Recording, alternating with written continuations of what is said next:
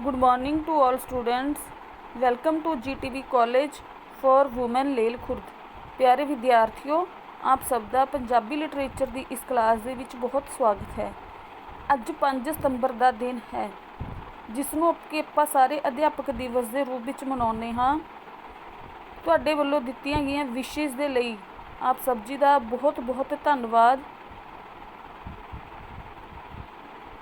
ਕਹਿੰਦੇ ਅਧਿਆਪਕ ਇੱਕ ਮੋਮਬੱਤੀ ਦੀ ਤਰ੍ਹਾਂ ਹੈ ਜੋ ਖੁਦ ਜਲ ਕੇ ਦੂਜਿਆਂ ਨੂੰ ਰੋਸ਼ਨੀ ਪ੍ਰਦਾਨ ਕਰਦਾ ਹੈ।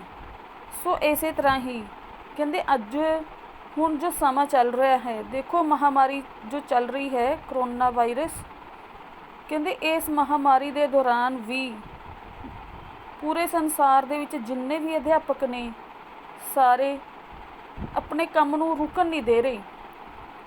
ਕਾਲਜ ਸਕੂਲ ਭਾਵੇਂ ਬੰਦ ਨੇ ਪਰ ਲਰਨਿੰਗ ਜਾਰੀ ਹੈ।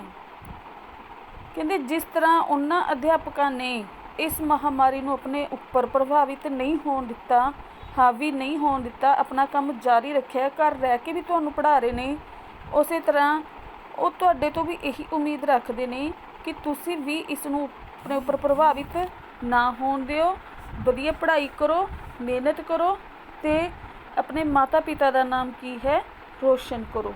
ਸੋ ਇਹੀ ਦੁਆਵਾਂ ਦੇ ਨਾਲ ਮੈਂ ਆਪ ਸਭ ਜੀ ਦਾ ਆਪ ਦੀਆਂ ਦੁਆਵਾਂ ਦੇ ਲਈ ਬਹੁਤ ਬਹੁਤ ਧੰਨਵਾਦ ਕਰਦੀ ਹਾਂ। ਹੁਣ ਆਪਾਂ ਆਪਣੇ ਵਿਸ਼ੇ 'ਤੇ ਆਉਂਦੇ ਹਾਂ।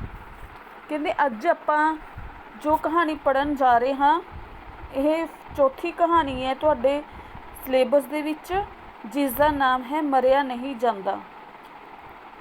ਕਹਿੰਦੇ ਇਹ ਕਹਾਣੀ ਦਾ ਜੋ ਇਹ ਨਾਮ ਹੈ ਇਸੇ ਆਧਾਰ 'ਤੇ ਹੀ ਰੱਖਿਆ ਗਿਆ ਹੈ।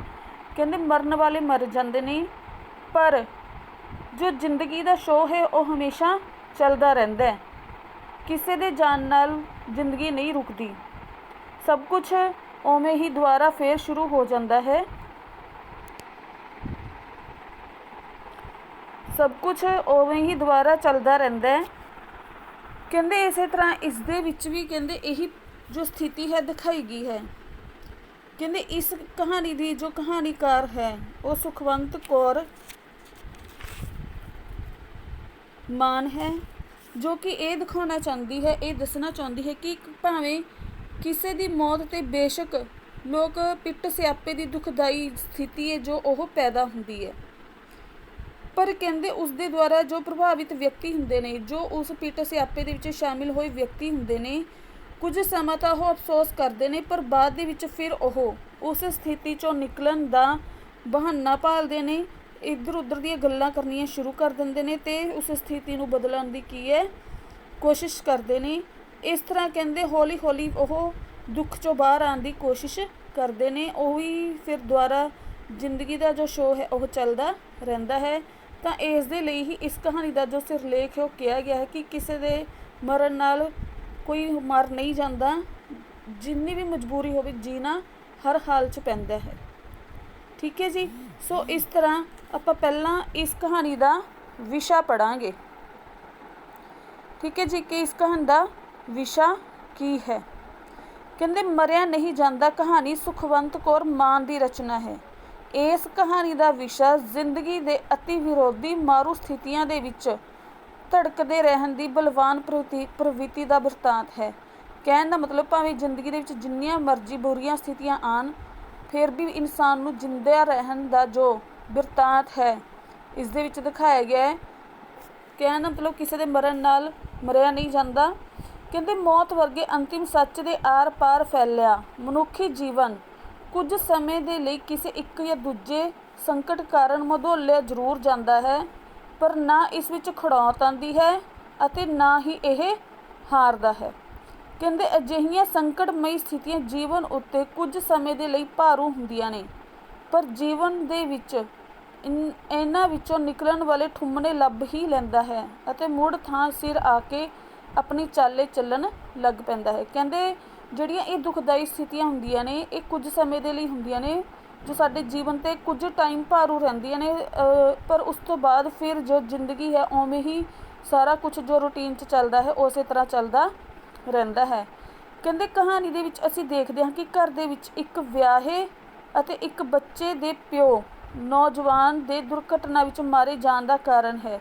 ਕਹਿੰਦੇ ਇੱਕ ਬੱਚੇ ਦਾ ਪਿਓ ਤੇ ਇੱਕ ਪਤਨੀ ਦਾ ਪਤੀ ਇੱਕ ਦੁਰਘਟਨਾ ਦੇ ਵਿੱਚ ਮਾਰੇ ਜਾਣ ਕਾਰਨ ਉਹਨਾਂ ਦੇ ਘਰ ਮਕਾਨ ਆਉਂਦੀ ਹੈ। ਦੁਹੱਥੜੀ ਪਿੱਟਦੀਆਂ ਤੀਵੀਆਂ ਵਿਹੜੇ ਵਿੱਚ ਆ ਕੇ ਅਲਹੋਣੀਆਂ ਪਾਉਂਦੀਆਂ ਹਨ ਤੇ ਲੇਰਾਂ ਮਾਰਦੀਆਂ ਆਪਣੇ ਪੱਟਾਂ, ਛਾਤੀਆਂ ਅਤੇ ਗੱਲਾਂ ਨੂੰ ਬੁਰੀ ਤਰ੍ਹਾਂ ਪਿੱਟਦੀਆਂ ਹੋਈਆਂ ਰੋਂਦੀਆਂ ਹਨ। ਆਂਢ ਗੁਆਂਢ ਤੋਂ ਚਿੱਟੇ ਕੱਪੜੇ ਪਾਈ ਕੁਝ ਹੋਰ ਤੀਵੀਆਂ ਆ ਕੇ ਵੀ ਉਹਨਾਂ ਦੇ ਵਿੱਚ ਸ਼ਾਮਿਲ ਹੋ ਜਾਂਦੀਆਂ ਹਨ। ਕਹਿੰਦੇ ਬਾਹਰੋਂ ਆਈਆਂ ਤੀਵੀਆਂ ਜੁੱਟ ਬਣਾ ਕੇ ਮਰਨ ਵਾਲੇ ਦੀ ਮਾਂ, ਭੈਣ ਅਤੇ ਵਹੁਟੀ ਦੇ ਗਲੀ ਲੱਗ ਕੇ ਲੰਮੇ ਲੰਮੇ ਵੈਣ ਪਾਉਂਦੀਆਂ ਹਨ। ਸਭ ਦੇ ਪਰਲ ਪਰਲ ਅਥਰੂ ਵਗਦੇ ਹਨ। ਕਹਿੰਦੇ ਮਰਨ ਵਾਲੇ ਦੀ ਪਤਨੀ ਦਾੜ ਕਰਕੇ ਜ਼ਮੀਨ ਉੱਤੇ ਡਿੱਗ ਪੈਂਦੀ ਹੈ ਤੇ ਤੀਵੀਆਂ ਉਸ ਨੂੰ ਸੰਭਾਲਣ ਲੱਗ ਪੈਂਦੀਆਂ ਹਨ ਤੇ ਉਸ ਦੀ ਦੰਦਲ ਤੋੜਦੀਆਂ ਹਨ। ਕਹਿੰਦੇ ਵਹੁਟੀ ਦੇ ਅੱਖਾਂ ਖੋਲ੍ਹਣ ਤੇ ਉਸ ਨੂੰ ਤਕੀਆ ਦੇ ਦਿੱਤਾ ਜਾਂਦਾ ਹੈ ਤੇ ਉਹ ਢਾਸ ਨਾਲ ਲਾ ਕੇ ਬੈਠ ਜਾਂਦੀ ਹੈ। ਫਿਰ ਉਹ ਸਾਰੀਆਂ ਮਰਨ ਵਾਲੇ ਦੇ ਐਕਸੀਡੈਂਟ ਬਾਰੇ ਗੱਲਾਂ ਕਰਦੀਆਂ ਹੋਈਆਂ ਇੱਧਰ ਉੱਧਰ ਆਪਣੇ ਰਿਸ਼ਤੇਦਾਰਾਂ ਅਤੇ ਨਜ਼ਦੀਕੀਆਂ ਦੇ ਵਿੱਚ ਅਜਿਹੀਆਂ ਹੀ ਅਚਾਨਕ ਹੋਈਆਂ ਮੌਤਾਂ ਦਾ ਜ਼ਿਕਰ ਕਰਦੀਆਂ ਹੋਈਆਂ ਦੁੱਖ ਅਤੇ ਹੈਰਾਨੀ ਦੇ ਭਾਵ ਪ੍ਰਗਟ ਕਰਦੀਆਂ ਹਨ ਅਤੇ ਨਾਲ ਹੀ ਕਹਿੰਦੀਆਂ ਹਨ ਕਿ ਮਰਨ ਵਾਲੇ ਮਰ ਜਾਂਦੇ ਹਨ ਤੇ ਪਿਛਲੇ ਜਿਉਂਦੇ ਹੀ ਐਵੇਂ ਅੱਗ ਵਿੱਚ ਪੈ ਜਾਂਦੇ ਹਨ।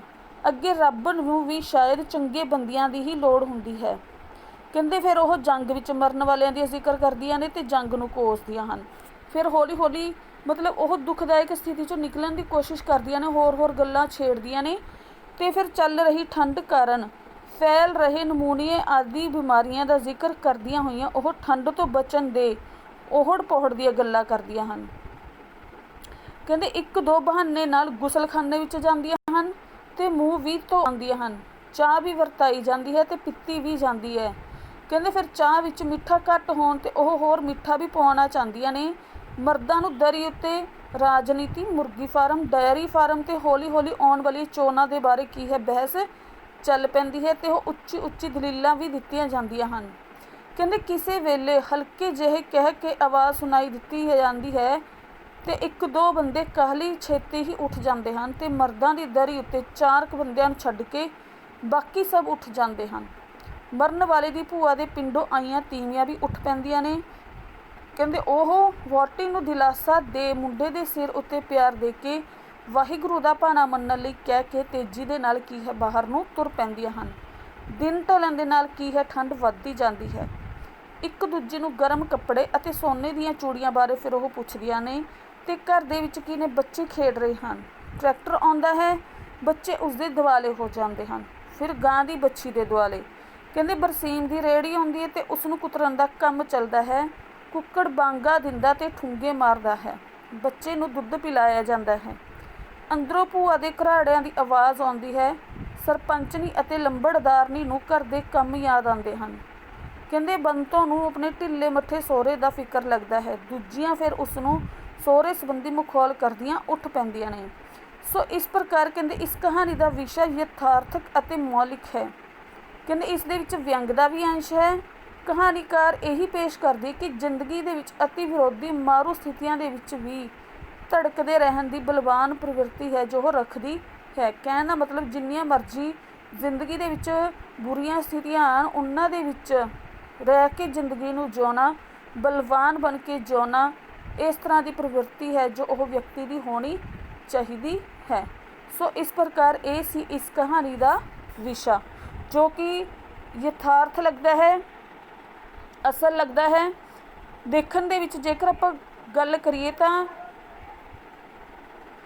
ਅੱਜ ਕੱਲ੍ਹ ਸਥਿਤੀਆਂ ਇਸ ਤਰ੍ਹਾਂ ਦੀਆਂ ਹੀ ਹੁੰਦੀਆਂ ਨੇ। ਕੋਈ ਮਰਦਾ ਹੈ, ਔਰਤਾਂ ਜਾਂਦੀਆਂ ਨੇ, ਪਿੱਟ ਸਿਆਪਾ ਕਰਦੀਆਂ ਨੇ, ਫਿਰ ਹੌਲੀ ਹੌਲੀ ਆਪਣੇ ਆਪਣੇ ਤਰੀਕੇ ਦੇ ਨਾਲ ਹੋਰ ਗੱਲਾਂ ਛੇੜਦੀਆਂ ਨੇ ਤੇ ਉਸ ਸਥਿਤੀ ਤੋਂ ਬਾਹਰ ਨਿਕਲਣ ਦੀ ਕੋਸ਼ਿਸ਼ ਕਰਦੀਆਂ ਨੇ। ਤਾਂ ਕਹਿਣ ਦਾ ਮਤਲਬ ਇਸ 'ਚ ਇਹੀ ਸਮਝਾਇਆ ਜਾਂਦਾ ਕਿ ਸਾਨੂੰ ਉਹਨਾਂ ਸਥਿਤੀਆਂ ਦੇ ਵਿੱਚ ਵੀ ਜੀਣਾ ਪੈਂਦਾ ਹੈ, ਬਲਵਾਨ ਹੋ ਕੇ ਜੀਣਾ ਪੈਂਦਾ ਹੈ। ਕੋਈ ਮਰ ਜੇ ਉਸ ਦੇ ਨਾਲ ਮਰਿਆ ਨਹੀਂ ਜਾਂਦਾ। ਸੋ ਇਸ ਪ੍ਰਕਾਰ ਇਸ ਦਾ ਕਹਾਣੀ ਦਾ ਜੋ ਵਿਸ਼ਾ ਹੈ ਬਹੁਤ ਹੀ ਯਥਾਰਥਕ ਹੈ। ਸਿਰਲੇਖ ਵੀ ਇਸ ਦਾ ਢੁਕਵਾਂ ਹੈ। ਠੀਕ ਹੈ ਜੀ, ਆਈ ਹੋਪ ਕਿ ਤੁਹਾਨੂੰ ਸਮਝ ਆ ਗਿਆ ਹੋਊਗਾ।